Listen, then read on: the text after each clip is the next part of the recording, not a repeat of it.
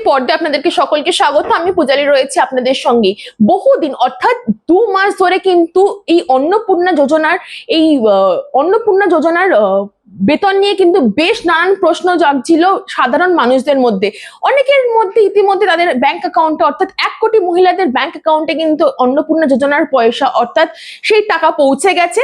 কিন্তু তার পাশাপাশিও জানা গেছিল বহু মানুষ অর্থাৎ বহু মহিলা কিন্তু এখনো অবধি তাদের অন্নপূর্ণা যোজনার টাকা ইতিমধ্যেই কিন্তু তারা পায়নি।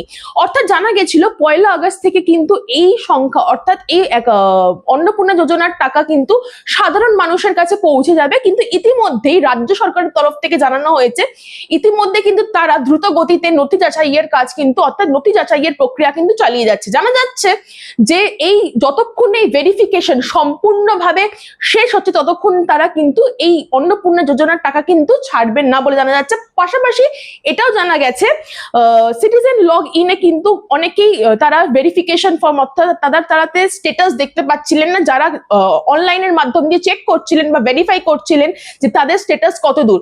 অর্থাৎ জানা যাচ্ছে যে তারা যেসব মহিলারা এখনো তাদের ব্যাংক অ্যাকাউন্টে অন্নপূর্ণা যোজনার টাকা পায়নি তারা কিন্তু বারবার কিন্তু তাদের মোবাইল থেকে লগ ইন করে সেই স্ট্যাটাস চেক করছিলেন যে তারা কি আন্ডার ভেরিফাইড বা রিজেক্টেড বা তাদের ফর্ম এখনো অব্দি ভেরিফাইড হয়েছে কিনা সেই প্রক্রিয়া কিন্তু তারা বারবার চেক করছিলেন বলে জানা যাচ্ছিল।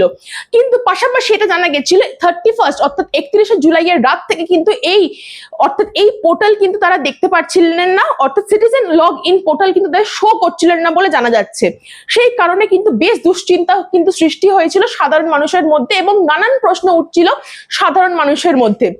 তার ফলে পাশাপাশি আজ অর্থাৎ 3রা আগস্ট জানা যাচ্ছে এই রাজ্য সরকারের তরফ থেকে একটি নতুন অন্নপূর্ণা যোজনার পোর্টাল অ্যাপ্লাই করা হয়েছে, যেখানে আবার যেই সব মহিলারা এখনো অবধি আবেদন করেন তারা কিন্তু আবার আবেদন করতে পারবেন এবং যারা আবেদন করে এসেছেন যাদের এখনো অবধি তারা চেক করতে পারছিলেন তাদের ফর্ম আন্ডার ভেরিফিকেশন বা রিজেক্টেড বা তারা ভেরিফাইড হয়ে গেছে কিনা, তারা কিন্তু এইবার কিন্তু তারা সেই পোর্টাল থেকে গিয়ে কিন্তু তারা চেক করতে পারবেন তাদের নিজস্ব স্ট্যাটাস।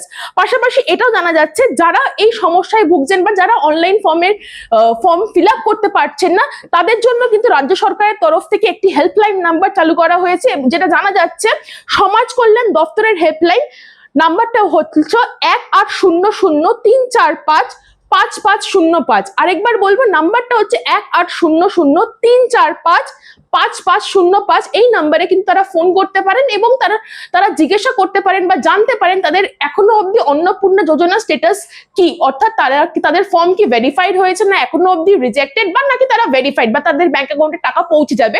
যদি তারা অনলাইন পোর্টালের মাধ্যম দিয়ে এটা চেকটা করতে পারেন তাহলে কিন্তু তারা এই হেল্পলাইন নাম্বারে কিন্তু ফোন করতে পারেন। এবং পাশাপাশি যে নতুন পোর্টাল শুরু হয়েছে সেখানেও যারা এখনো অবধি যেসব মহিলারা আবেদন করেননি তারাও কিন্তু আবেদন করতে পারবেন। এই সব প্রশ্ন কিন্তু জানানো হয়েছে রাজ্য সরকারের তরফ থেকে। এই সব তথ্য জানতে চোখ রাখুন কলকাতা টিভির পর্দায় রাত দিন 7 দিন।